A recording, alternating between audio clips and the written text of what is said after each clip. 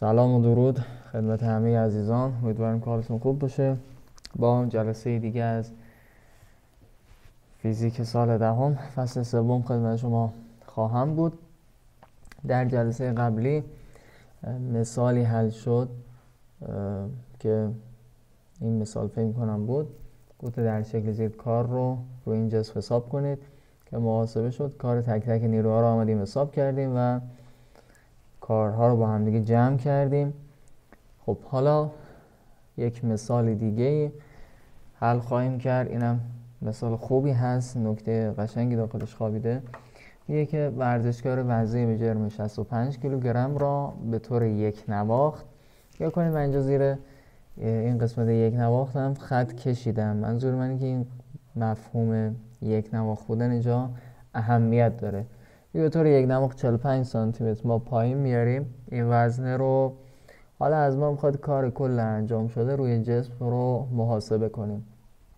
نگاه کنید، دو تا نیرو دارن روی این جسم کار انجام میدن، روی این وزنه دارن کار انجام میدن. یک نیروی شخص هست که با F اینجا نمایش داده شده، رو به سمت بالا هست، و از طرفی یک نیرو هم هست که اونم نیروی وزن هست که رو به سمت پایینه. دقت کنید عزیزان، درسته که جسم داره رو به سمت پایین میاد، جسم داره رو به سمت پایین میاد، اما شخص باید حتما یک نیروی رو به سمت بالا وارد کنه. چون داره میگه به صورت یک نواخت، وقتی صحبت از یک نواخت میشه یعنی اینکه الان جسم ما شتاب نداره. نگاه کنید، من مجبور هستم که یک سری نکات رو در واقع یادآوری کنم از سال نهم شما. نگاه کنید، وقتی به ما میگن حرکت ما یک نواخته است، اینا دوره رو باید پاک کنم. وقتی به ما میگن حرکت ما یک نواخته یعنی شتاب حرکت ما چیه؟ صفره. حرکت یک نواخت یعنی سرعت ثابت. در نتیجه میتونم این رو داشته باشم که شتاب حرکت ما صفره. چرا من میگم شتاب صفره؟ چون تعریف شتاب که با A نمایش میدیم به این صورت که میگیم تغییرات یعنی دلتای V تقسیم بر تغییرات سرعت. حالا وقتی حرکت ما یک نواخت باشه یعنی سرعت در حالتهای مختلف با هم دیگه برابره. یعنی دلتا وی ما، نگاه کنید دلتا وی دوباره مجبورم بنویسم برای شما، میشه وی 2 منهای وی 1. حالا اینجا هم تی 2 منهای تی 1. مخرج برای ما خیلی مهم نیست. وقتی سرعت ها در حالتهای مختلف با هم دیگه برابر باشن یعنی وی 1 و وی 2 با هم دیگه برابر میشن، در نتیجه تفاضل اینها میشه صفر. وقتی وی 2 منهای وی 1 میشه صفر، در نتیجه کل کسر ما میشه صفر، یعنی شتاب و حرکت ما هم میشه صفر. پس حرکت یک نواخت بودن یعنی اینکه وی 1 مساوی است با وی 2 و همچنین شتاب و حرکت ما هم صفر، یعنی A الان شده صفر. خب دوباره نگاه کنید، من میدانم از قانون دوم نیوتن به این صورت داریم که F مساوی است با M ضرب در A، نیرو مساوی است با جرم ضرب در شتاب. وقتی شتاب حرکت ما اینجا بشد صفر، این F ما هم میشه صفر. ولی حواستون رو جمع کنید، این Fی که اینجا نوشتیم F برایند هست. نیروی چی؟ نیروی برایند ما هست. اینو حتما بهش دقت کنید. پس با توجه به این نکاتی که الان اینجا گفتیم، نیروی برایند ما در اینجا مساویه با صفره. کل این حرفایی که زدم می‌خواستم به این نکته برسم که F برایند ما مساویه با صفره. پس دقت کنید، همین یک واژه یک نواخت کلی مطلب داخل خودش داره. حالا گفته کار کل رو اینجا بر ما محاسبه کنید.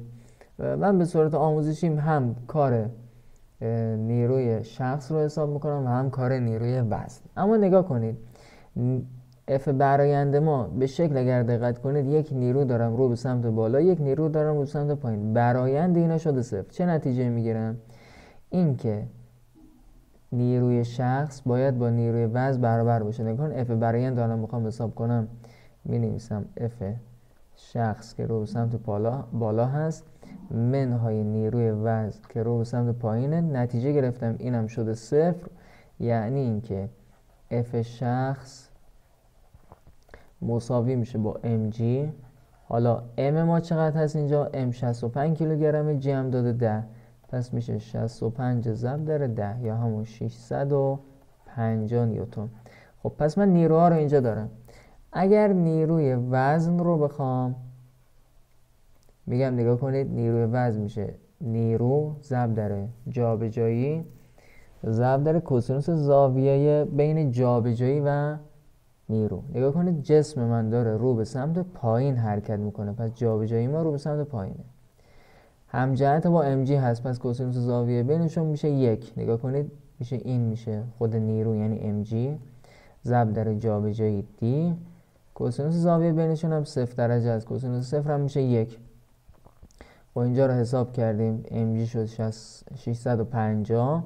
گفتید 45 سانتی متر هم بیاریم پایین، اینم میشه 45 صدم. حالا جوابش هر چی که میشه من اینجا فعلا دست نگه میدارم.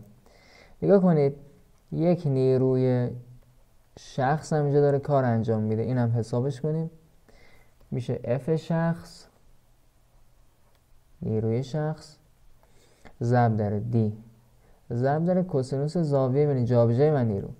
نیروی شخص همونجور که مشاهده میکنید رو به سمت بالا هست، اما جابجایی رو به سمت پایین. نگاه کنید اینجا رو، این اف شخص رو به سمت بالا هست، جابجایی رو به سمت پایین، پس زاویه 180 درجه اینجا میسازه. پس اینجا ما می‌نویسیم کوسینوس 180. کوسینوس 180 میشه منهای 1. منهاشو اینجا میذارم. اف شخص بود 650، زاویه دی هم که بود 45 صدم متر، اینم پس میشه 45 صدم متر. نگاه کنید اینجا، اگر من کار کل رو بخوام یا WT رو بخوام، باید WMG رو با W شخص با هم دیگه جمع کنم، همونجور که مشاهده میکنید، بدونی که نیاز باشه من اینا رو بیام حساب کنم. نگاه کنید اینجا هر چیزی که بشه اینجا قرینش میشه. نگاه کنید اینجا میشه 650 ضرب در 45 صدم، اینجا هست منهای 650 ضرب در 45 صدم. این دوتا قرینه هم دیگه هستن، با هم دیگه جمع بشن میشن 0. اما حواستون جمع کن، ممکن بود فقط کار نیروی وزن رو بخواد، یا ممکن بود فقط کار نیروی شخص رو بخواد که با جدا جدا اینجا حساب کنید و اون عددی که مد نظر سوال هست رو بیاین بیان کنید. پس این کل نکاتی بود که درباره این مثال باید گفته میشد. مثال خوبی هم هست، مثال مهمی هست. گفتم همون ابتدای کار که وقتی میگه یک نواخت کلی حرف داخلش هست. خب بیام سوال بعدی. به ما میگه که مطابق شکل به جسم یک نیرویی داریم وارد میکنیم که نیروش هم به من داده 8 نیوتن. میگه اگر این جسم با سرعت ثابت 3 متر بر ثانیه حرکت کنه، کار این نیرو رو میخواد. منظورش این نیرو 8 نیوتنی هستش. در چه بازه زمانی؟ در بازه زمانی 3 ثانیه. نگاه کنید اینجا رو، همون ابتدای کار رابطه رو مینویسم. W F میشه F ما ضرب در جابجایی ما ضرب در کوسینوس زاویه بینشون که میشه کوسینوس تتا. ببینید که جابجایی و نیرو همجهت هستن. ببینید همجهت هستن، پس این تتا ما یعنی این 0 درجه، این 0 تتاش میشه 0. کوسینوس زاویه بینشون کوسینوس 0 هم میشه 1، میشه مثبت 1. F چقدر هست؟ F هم 8. خب پس مشکل کجاست؟ مشکل اینه که ما اینجا دی رو نداریم، جابجایی رو نداریم. برای اینکه این جابجایی رو به دست بیارم میدونم که باید از مفهوم سرعت استفاده کنم. تعریف سرعت این هست: v مساوی میشه با جابجایی یا همون دلتا x تقسیم بر دلتای t. سرعت رو اینجا به ما داده 3 دلتا x یعنی جابجایی که همون دی ما. نگاه کنید این دلتا x ما همون دی هست، این که با دلتا x اینجا ما داریم نمایش میدیم، در مدت زمان 3 ثانیه. پس نتیجه میگیرم جابجایی ما میشه 3 ضرب در 3 یعنی 9 متر. پس ما 9 متر جابجا شدیم. حالا اینجا میام همین رو قرار میدم. F ما هست 8 نیوتن، پس 8 رو اینجا میذارم، به جای دی هم قرار میدیم 9 متر ضرب در کوسینوس زاویه 0 درجه که گفتیم میشه 1. 9 8 میشه 72 جول. اینم از این سوال. خب سوال بعدی میگه که جعبه درون آسانسور قرار داره و به سمت پایین حرکت میکنه. پس جهت حرکت ما میشه رو به سمت پایین جهت دی ما رو به سمت پایین هست. خب میگه اگر جابجایی این آسانسور به اندازه 9 متر باشه، پس این 9 متر هست اینجا. میگه با استفاده از اطلاعات شکل کار نیروی وزن و کار نیروی عکس‌العمل سطح رو محاسبه کنید. نگاه کنید، یک mg دارم رو به سمت پایین، ببینید یه mg داریم رو به سمت پایین. جی هم اگر 10 در نظر بگیریم میشه 80 ضرب در 10 میشه 800 نیوتن. کار نیروی وزن رو بخوام میشه نیروی وزن یعنی mg یعنی 800 دی 9 ضرب در کوسینوس زاویه بینشون. کوسینوس زاویه بین این 9 متر یعنی دی و mg هم جهت هستن، جسم رو به سمت پایین داره حرکت میکنه. در نتیجه این هم میشه کوسینوس 0 درجه. کوسینوس 0 هم میشه 1 9 8 72 دو تا 0 هم اینجا داریم. این هم میشه بر حسب ژول. پس این فعلا اینجا محاسبه شد. یک کار نیروی عکس‌العمل سطح هم اینجا بیان حساب کنید. منظورش این Fn هست. خب دوباره W Fn رو اگر بخوام میشه نیرو ضرب در جابجایی ضرب در کوسینوس زاویه بینشون. نگاه کن کوسینوس زاویه بینشون چقدر هست. جسم رو به سمت پایین حرکت میکنه، نیروی عکس‌العمل سطح یا بهتر بگیم نیروی عمودی سطح رو به سمت بالا هست. پس زاویه 180 درجه میسازن. Fn 640 نیوتن هست. بعد دی به همین صورت اینجا من دارم. بعد ارزم بزرگ شما کوسینوس زاویه بینشون هم گفتیم میشه کوسینوس 180 درجه. خب 640 ضرب در 9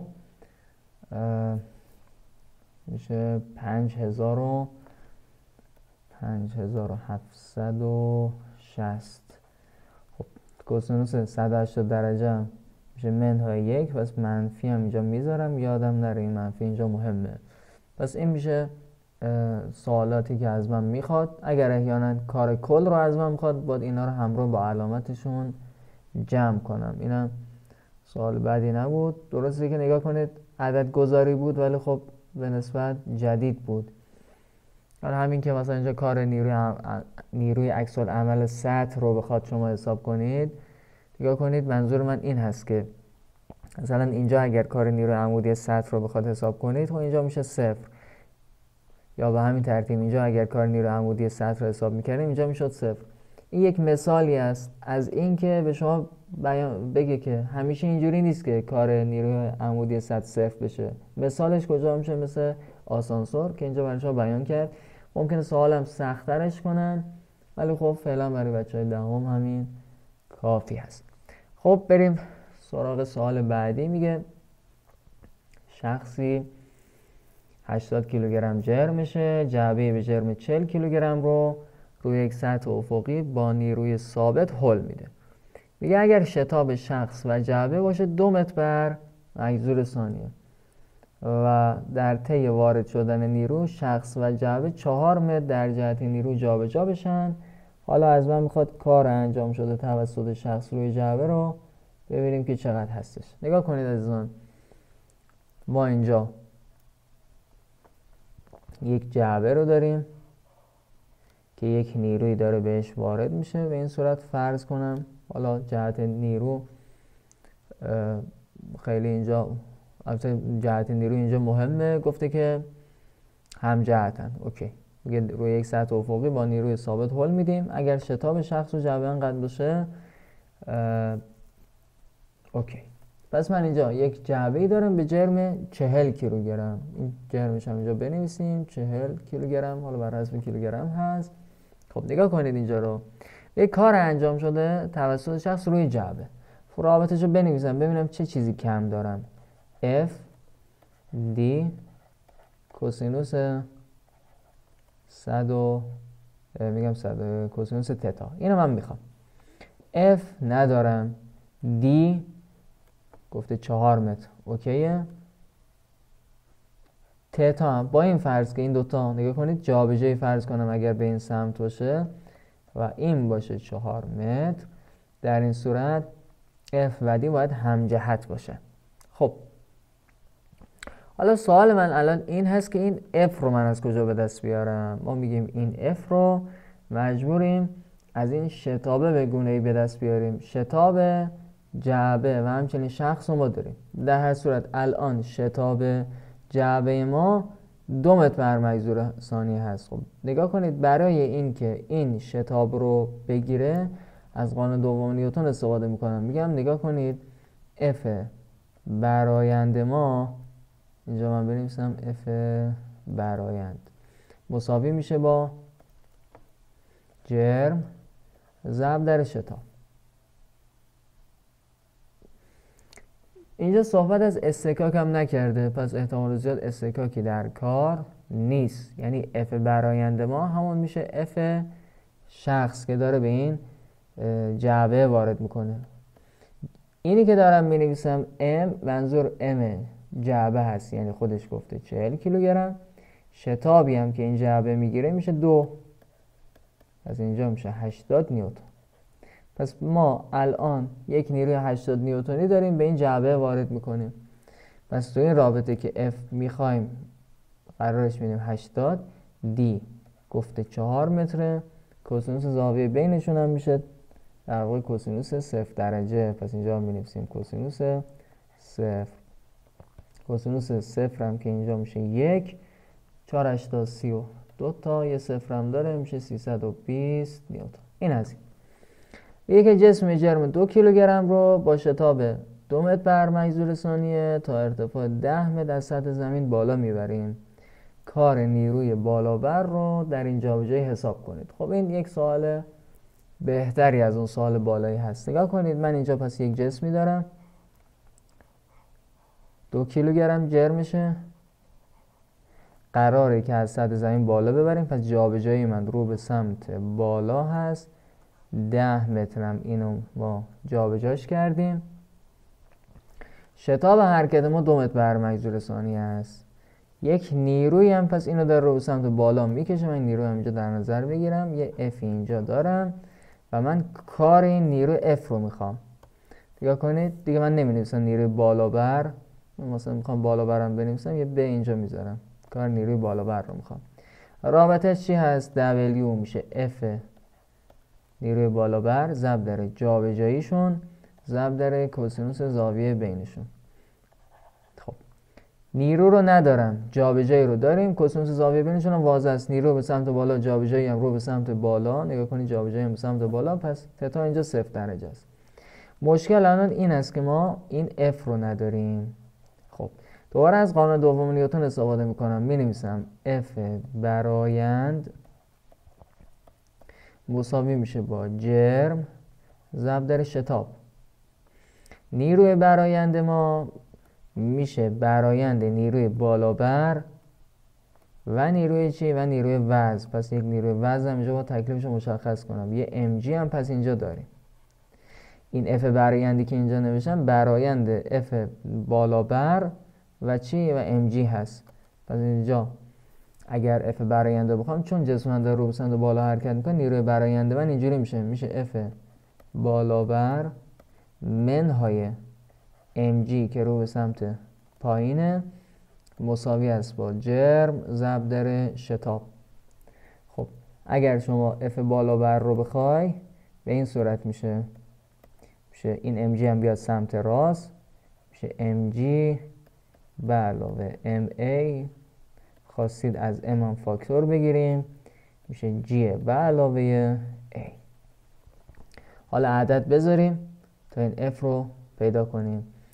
m به ما میگه 2 هست، g 10 هست، a شتاب 2 هستش. اینجا میشه 12 ضرب در 2 یعنی 24 نیوتن.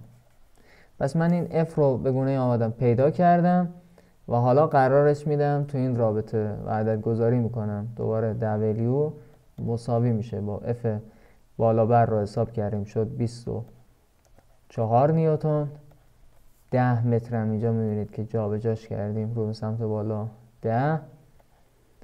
کوسینوس زاویه بین نیروی بالابر و جابجایی هم میشه کوسینوس 0 درجه. پس اینجا میشه کوسینوس 0 درجه که کوسینوس 0 هم میشه مثبت 1. 24 ضرب در 10 240 ژول.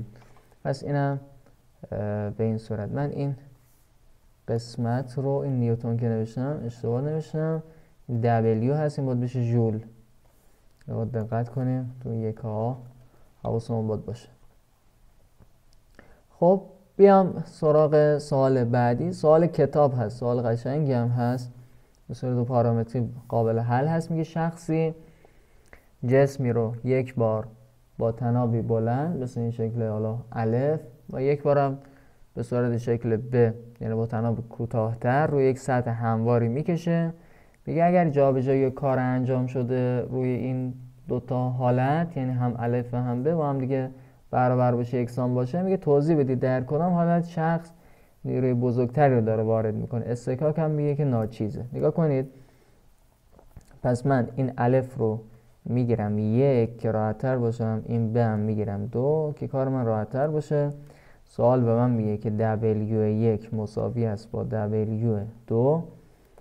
اینجا هم من یک نیروی دارم وارد میکنم، اینو اسمشو میذارم F2.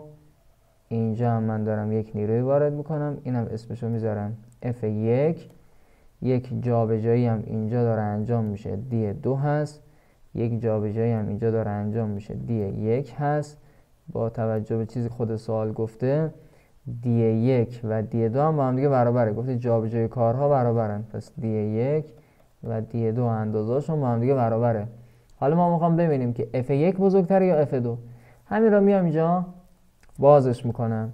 فقط نگاه کنید، اینجا یک زاویه‌ای میسازه با جابجایی، یک زاویه اینجا میسازه با جابجایی که اینجا میشه تتا، اسمشو میذارم تتا 2. اینجا هم اگر دقت کنی یک زاویه میسازه که اسمشو میذارم تتا 1. روی این شکل که در واقع پاسخی هست از این سوال، یا کنید این شکل دقت کنید، اینو در واقع من به عنوان پاسخ گذاشتم که شما بهتر درکش کنید. ببینید هر چقدر که تناب بلندتر باشه، این هر چقدر که تناب اینجا بلندتر باشه، این زاویه ما کوتاه‌تر میشه، یعنی کوچیک‌تر میشه. زاویه ما کوچیک‌تر میشه. پس با توجه به این شکلی که ما اینجا 1 و 2 که آمدیم در نظر گرفتیم، الان تتا 1 ما یعنی در حالت الف کوچیک‌تر است از تتا 2. میبینید تتا 2 اینجا بزرگتره. حالا اینجا با توجه به این الف و ب و 1 و 2 که در نظر گرفتیم، اگر میخوام مثل خود مطلب سوال ما باشه، اینجا این دوتا رو باید عوض کنم. خب حالا میام W1 و W2 رو اصلا بازش میکنم ببینم چی هست.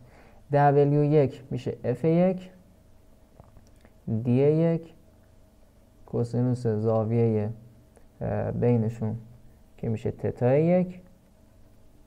خب مساوی است با، من برای اینکه اینا خورده بهتر دیگه نوشته بشه میام پایین مینویسم که جا فضا باشه برای من. مینویسم F1 D1 کوسینوس تتا 1.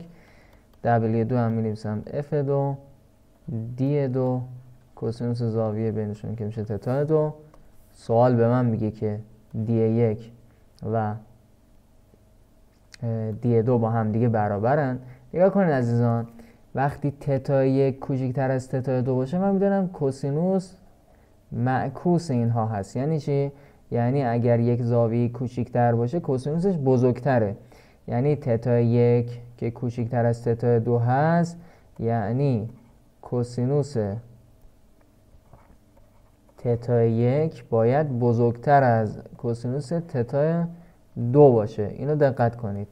حالا اینجا رو نگاه کنید، کوسینوس تتا 2 کوچکتر از کوسینوس تتا 1، یا به بیان دیگه کوسینوس تتا 1 یعنی این عبارت بزرگتر از این عبارت یعنی کوسینوس تتا 2. برای اینکه این تساوی برقرار بشه باید، پس اینجا من بنویسم چون کوسینوس تتا 1 بزرگتر از کوسینوس تتا 2 هست، نتیجه میگیرم که نیروها باید برعکس باشه، یعنی باید F2 بزرگتر از چی باشه؟ بزرگتر از F1 باشه.